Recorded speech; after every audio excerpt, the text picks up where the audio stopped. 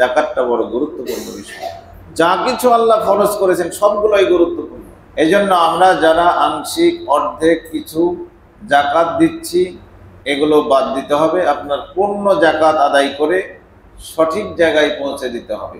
8টি খাতের কথা আমরা এর আগে বলেছিলাম। ফকির, মিসকিন, যাকাত আদায়কারী, মুআল্লাফাতি কুলুব, যারা ইসলামের প্রতি আকৃষ্ট হয়েছে তাদেরকে, ঋণগ্রস্ত ব্যক্তি, এতিম বিধবা যারা আছে, ফি সাবিলিল্লাহ, চুক্তিবদ্ধ দাস, এইভাবে 8টা শ্রেণীর মধ্যে এই যাকাতগুলো বন্টন করতে হবে। আসুন আমরা কখনো মনে করব না যে যাকাত আমার অর্থ, এটা গরিবদের হক।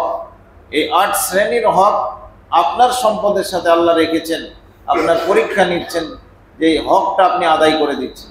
এখানে যদি কোনো রকম ঘাটতি থাকে তাহলে জবাব দেওয়া যাবে না, এটা গরিবদের হক মানা হবে। তাই আসুন আল্লাহ রাব্বুল আলামিন আমাদের যাদেরকে সামর্থ্য দিয়েছেন সবাই যেন আমরা সঠিক মতো যাকাত আদায় করতে পারি, আল্লাহ তৌফিক দান করেন। আমিন।